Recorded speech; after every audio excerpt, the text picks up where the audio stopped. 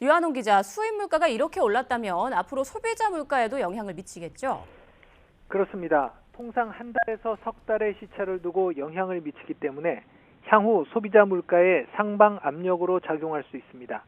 한국은행이 발표한 지난달 수출입 물가 지수에 따르면 11월 수입 물가 지수가 141.82로 10월보다 2.6% 올랐습니다.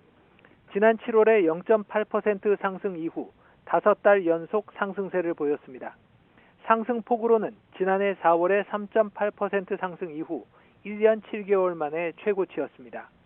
구체적으로는 컴퓨터와 전자 및 광학기기, 1차 금속 제품 및 화학 제품 등 제조업체가 상품 생산에 투입하는 원료나 반제품 성격의 중간재가 한 달 전보다 3.8%나 올라 가장 많이 올랐습니다. 그 다음은 소비재였는데 전달보다 1.7%가 올랐고 기계와 설비 같은 자본재는 1.3% 상승했습니다. 반면 원유 등 광산품은 한 달 전보다 0.6% 하락했는데 이는 국제유가가 소폭 내린 영향이었습니다. 통상 국제유가가 수입물가에 가장 큰 영향을 미쳤는데 최근에는 유가 하락에도 환율이 많이 오르면서 수입물가 상승세가 가팔라졌습니다. 지난달 평균 원달러 환율은 1,457원이었는데 한 달 전인 10월보다 2.4% 가까이 올랐습니다. 숫자로만 보더라도 지난달 수입물가지수 상승폭 2.6%의 92%가 고환율 때문임을 알 수 있습니다.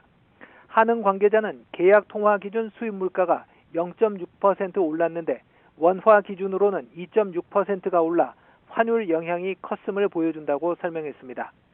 이번 달 평균 환율도 현재까지 지난달보다 0.8% 오른 걸 고려하면 이번 달 수입 물가도 상승세가 불가피할 것으로 전망됩니다.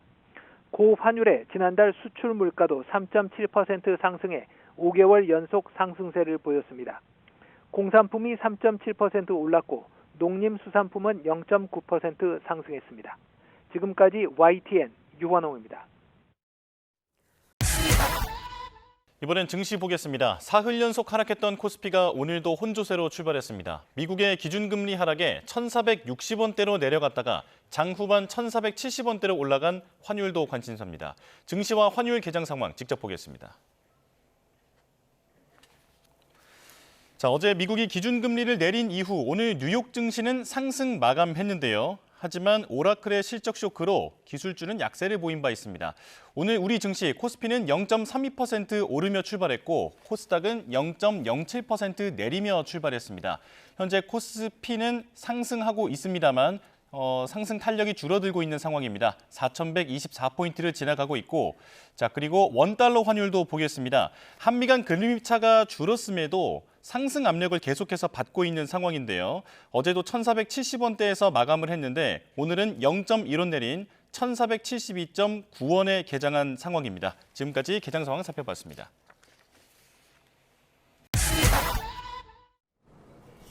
와인 수입업체와 커피숍을 운영하는 김수아 씨. 최근 원달러 환율이 급등하며 어려움을 겪고 있습니다. 10,000원이라고 했을 때 15% 정도 인상이 된 원가 11,500원 정도라고 보시면 그게 이제 소비자가로 그대로 반영이 될 수 있는 상황이 아니거든요.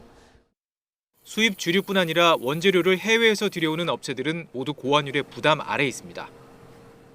특히 우리나라에서 사용하고 있는 이 커피 원두는 100% 수입산입니다. 한 해 20만 톤 넘게 들여오고 있는데 환율 반등의 영향을 크게 받고 있습니다. 아라비카 원두의 국제 가격은 이미 1년 전보다 46% 뛰었습니다. 환율 상승까지 더하면 실제 원두 비용 상승 체감은 훨씬 커지는 셈입니다. 과자와 빵, 면 등에 쓰이는 밀가루도 거의 전량을 해외에서 들여옵니다. 우리나라 밀 자급률은 2%에도 미치지 못합니다. 정부가 자급률을 5%까지 높이겠다는 목표를 세웠지만 달성이 쉽지 않아 대부분을 수입에 여전히 의존하는 구조가 이어지고 있습니다. 폭등했던 국제 밀 가격이 하락해 5년 전 수준을 회복했음에도 고환율의 가격 하락 효과는 상쇄되고 있습니다. 버터와 설탕 등 베이커리 핵심 원료 역시 대부분 수입산입니다. 가공식품 주요 원재료인 설탕, 버터 등은 거의 전량 수입에 의존하고 이들을 달러로 구매해야 되기 때문에 식품 물가 상승을 자극하는 원인이 될 수 있습니다. 식품 원료는 대량 구매 후 재고가 소진되면 새로 들여오는 구조라 향후 가격 인상이 한꺼번에 현실화될 가능성이 큰 상황. 고환율발 비용 부담이 결국 가공식품과 외식 가격 상승으로 이어질 수 있다는 우려가 커지고 있습니다. YTN 오동건입니다. 서울 시내의 한 대형마트. 장을 보러 나왔지만 그새 또 오른 가격을 보니 선뜻 물건에 손이 가지 않습니다. 2배 이상 오른 것 같아요. 그래갖고 살 거를 이렇게 다 적어가지고 나왔어요. 그냥 막 예전 같으면은 막 이렇게 눈에 보이는 거 샀는데 지금 이제 필요한 것만 사가려고. 지난달 식품 물가 상승률은 27%. 같은 기간 전체 소비자 물가보다 10%포인트 가까이 높습니다. 밥상에 자주 오르는 과일과 생선, 고기 가격 모두 크게 뛰었습니다. 귤은 2배 이상, 사과는 60% 올랐고 상추와 시금치 같은 채소는 40% 이상, 수산물도 30% 안팎 비싸졌습니다. 가파른 물가 상승에 더해 최근 원달러 환율도 오르면서 고기와 과일, 유제품 등 다양한 수입 식품 가격마저 급등했습니다. 국산 소고기가 9.3% 오른 사이 수입산 소고기는 40.8%, 4배 넘게 비싸진 것으로 조사됐습니다. 수입산 더 비싸. 50% 세일하면은 보통 10만 원짜리 5만 원밖에 안 한다는 거야, 한우 같은 거. 먹거리뿐 아니라 수입 원재료 가격까지 오르면서 환율 상승 영향이 가공식품과 외식 물가 오름세로 이어질 거란 우려도 나옵니다.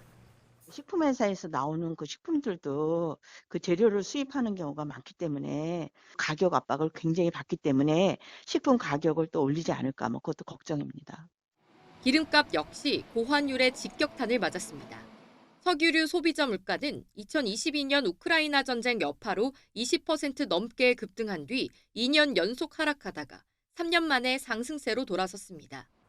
정부는 물가 부담을 낮추기 위해 유류세 한시 인하 조치를 새해에도 추가 연장하는 방안을 검토하고 있습니다. YTN 손유정입니다. 소비자 물가가 석 달째 2%대 상승률을 기록했습니다. 지난 8월 1.7%로 떨어졌던 물가는 9월 2.1%로 오른 뒤 3개월 연속 2%대에서 움직이고 있습니다. 자주 구매하는 품목으로 구성돼 체감 물가에 가까운 생활 물가 지수는 2.9% 올라 1년 4개월 만에 가장 높았습니다. 환율 변동에 민감한 석유류 물가가 5.9% 뛰며 9개월 만에 가장 높은 상승률을 기록했습니다. 경유는 10.4%, 휘발유는 5.3% 오르며 상승폭이 컸습니다. 국제 유가 하락에도 유류세 인하폭이 축소된 데다 고환율 요인까지 반영되며 물가를 밀어 올렸습니다. 환율 같은 경우 전년 동월 대비 4.6% 상승했고, 또 하나는 최근 들어 그러니까 작년 11월하고 금년 11월 비교했을 때 그 정부의 유류세 인하율 축소 그 영향도 있는 것 같습니다. 농축수산물 물가도 지난달 5.6% 뛰며 전체 물가를 0.42%포인트 끌어올렸습니다. 쌀이 18.6%, 귤은 26.5% 상승했습니다. 갈치와 고등어도 환율 영향으로 수입산 가격이 오르며 10%대 상승세를 보였습니다. 정부는 먹거리와 석유류 등 국민 생활과 밀접한 주요 품목별 가격과 수급 상황을 면밀히 점검하고 변동 요인에 신속히 대응하겠다고 밝혔습니다.